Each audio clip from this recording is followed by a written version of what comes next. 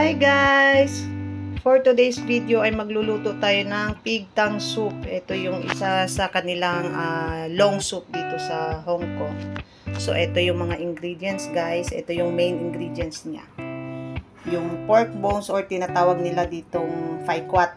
Yung sa ribs to banda. And then itong pig tongue. Dila ng baboy. And then ito yung tinatawag nila ditong kok. Para siyang gabi. Ayan siya. Tanggalan lang natin to ng skin mamaya.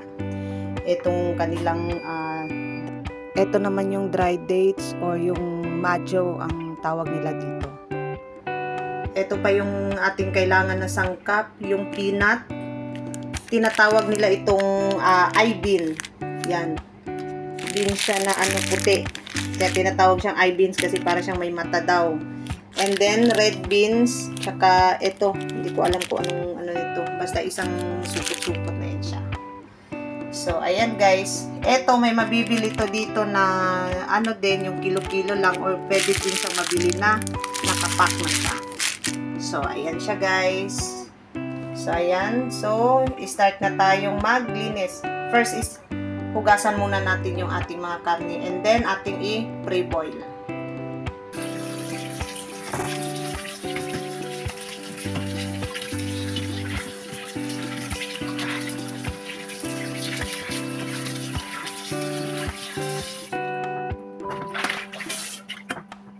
So, ayan guys, nahugasan na natin yung ating ribs. So, yung ating pig tongue naman.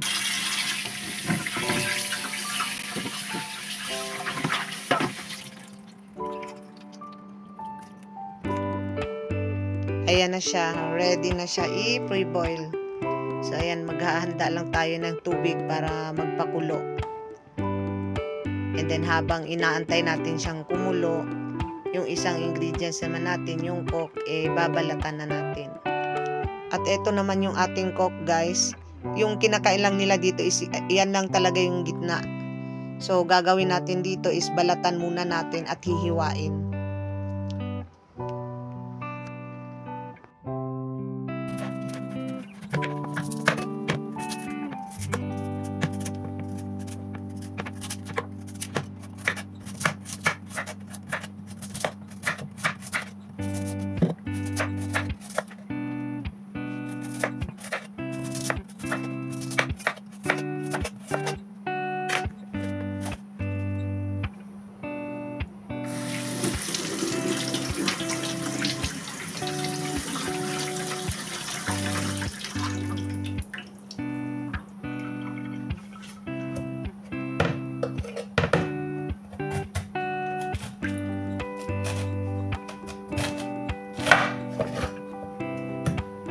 So, sa paghiwa nito guys, kailangan daw muna natin tanggalin yung sa mga gilid-gilid kasi ito matigas na. So, hindi na daw nila nakakain.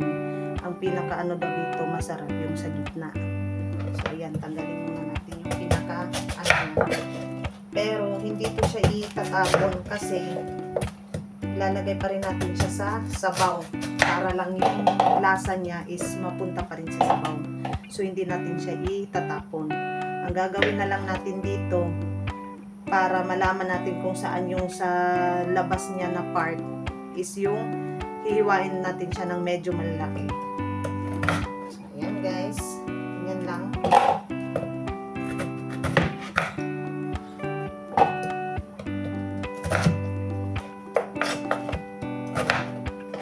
Para pagka i-serve daw siya,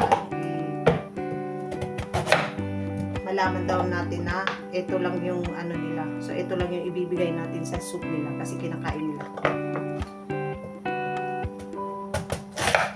Ayan. Medyo siya, malambot yung sa loob niya. So, ayan. Ang gagawin kong hiwa nito is yung parang bite size lang.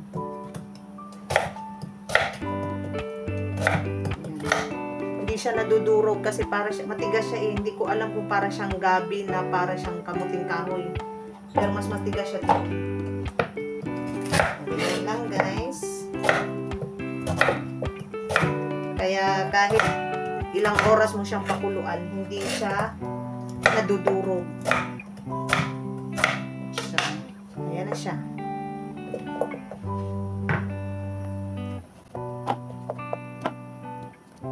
At hugasan natin siya ulit.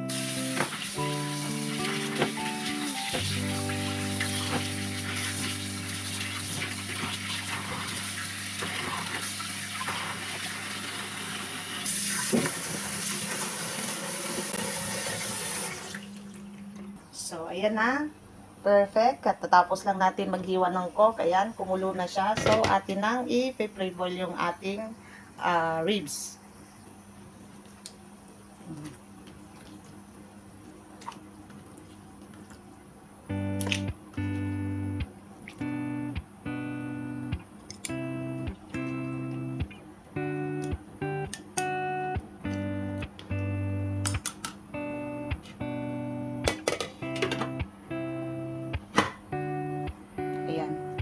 Isang kulo lang siya para lang matanggal lang yung kanyang mga dugo-dugo kasi para daw hindi na madumi yung kanilang soup. Hindi na tayo magtatanggal ng mga bula-bula. So, ayan na guys. 1 or 2 minutes lang. Ayan na siya. Hanguin na natin para mahugasan ulit.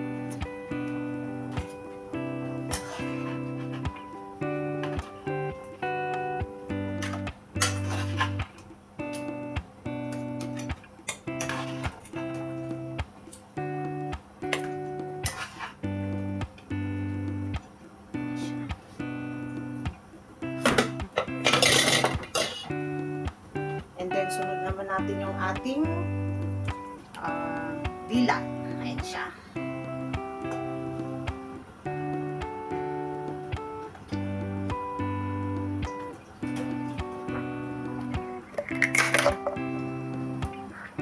So, ayan.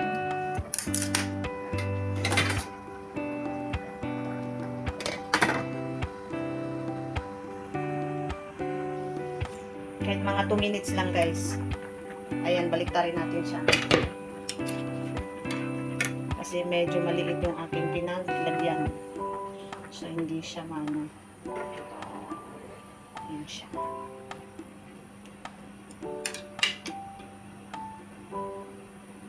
And then, habang ay naantay natin to siya, kasi lilinisan pa natin yan ulit, magpapakulo na tayo dito sa kabila. Papakulo. So, ayan, nag-ready na rin ako ng tubig. Ayan siya guys. Etong soup na to, tinatawag nilang long soup kasi pag 2 days to. So, kailangan measure natin yung kanilang tubig. Like for example dito, 4 silang kakain for 2 days. So, kailangan ko ng 8 na soup bowl ng tubig. Ayan. Plus, nilalagyan ko siya ng plus additional 1 cup para naman sa kasi may mga katulad nitong soup na to, may mga beans, sinisip-sip yung tubig niya. So, ayan guys.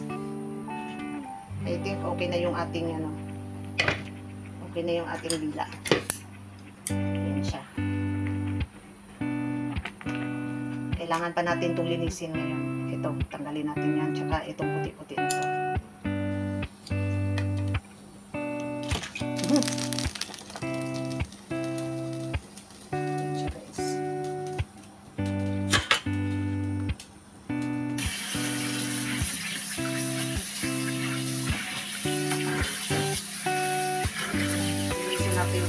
Hugasan para matanggal yung kanyang mga bula-bula, yung mga natitira.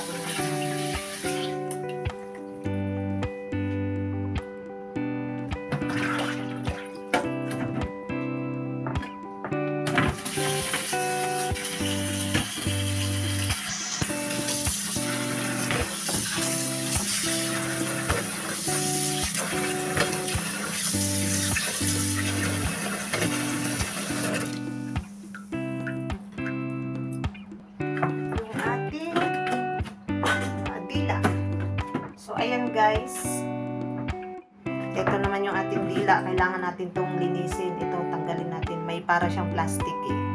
So ayan, pakita ko sa inyo kung paano linisin. Ito yung puti. Kailangan natin siya tanggalin. Ayan guys, kita nyo.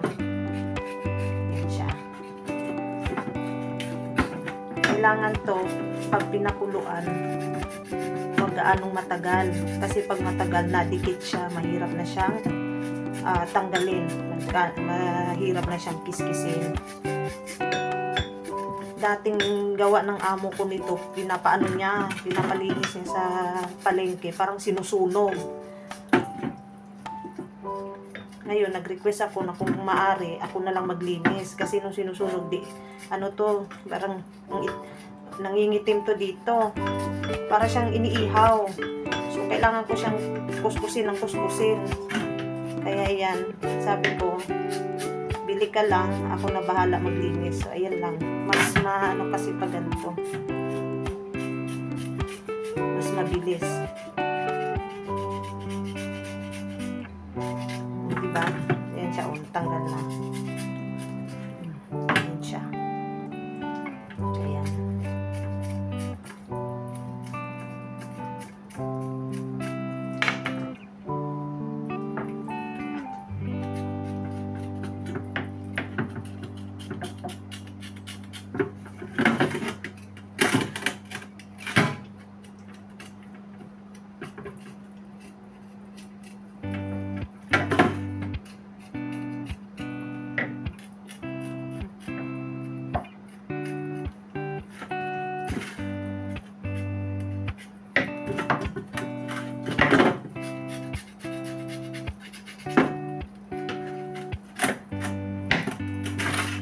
Puti-puti pa dito natira. Tanggalin pa natin to.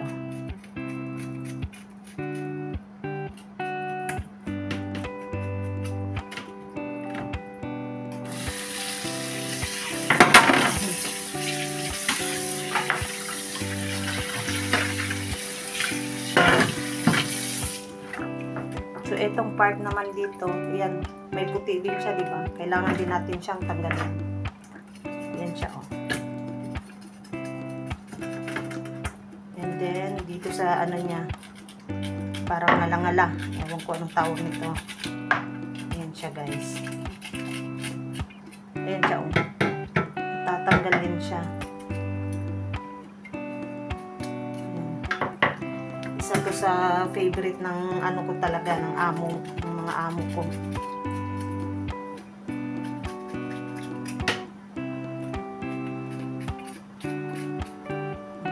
Kita niyo siya, guys. Yan siya.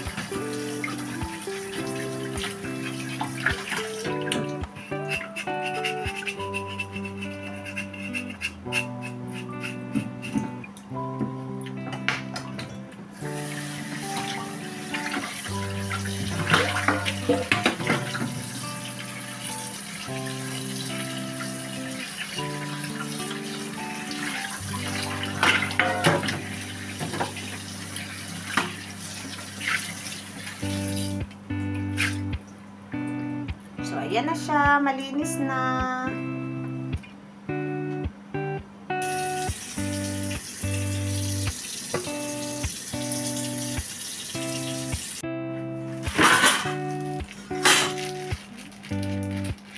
Eye beans at peanut.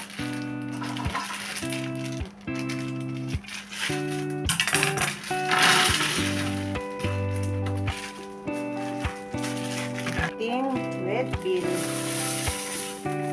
Halo na natin kasi huhugasan natin siya at ilalagay sa bag. Ito naman yung ating susunod na huhugasan.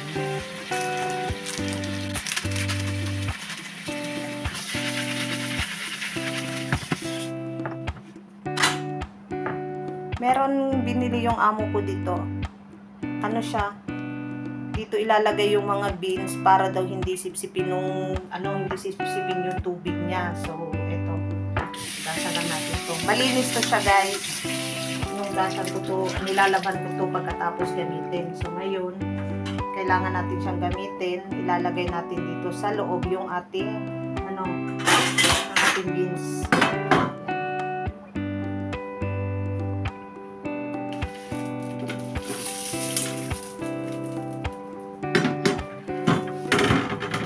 Ayan na siya, guys. At itatali.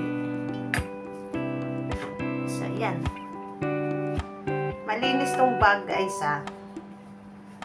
Ayan siya. Ewan ko, nakaisip yung amo ko ng ganito para daw hindi sipsipin yung tubig niya para hindi daw maubos. So, ayan siya. Kasi pagkatapos ng luto, tatanggalin din siya para hindi masipsip. Tsaka na naman siya ilalagay pag kinabukasan na kakainin na naman nila yung sabaw. Pagkatapos kasi lutuin ngayon, pakuluan yung nito, lutuin yung sabaw na to, tatanggalin siya. And then, bukas, ilalagay na naman siya para initin kasi pang 2 days na yung sabaw. Ngayon nila iinumin, tapos bukas ulit ilalagay na naman siya sa sabaw, tapos pakukuluan ulit. So, ayan. So, ayan na, guys. Kumulo na yung ating tubig. So, ilalagay na natin yung ating mga ingredients. Una ay ang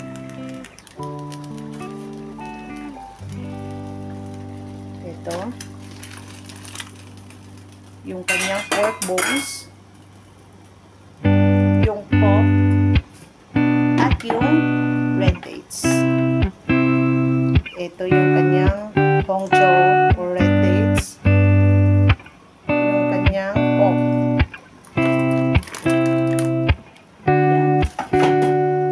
At yung mga beans na nilagay natin sa bag. Ayan siya, guys. Ganyan lang.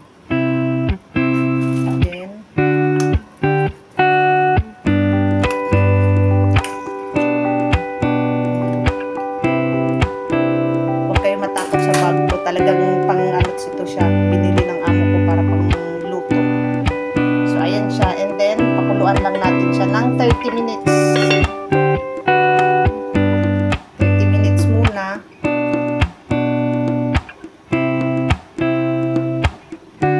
Ayan siya. 30 minutes. And then, after 30 minutes, tsaka natin ilagay yung kanyang pinta. So, ayan, guys. Kumulo na siya.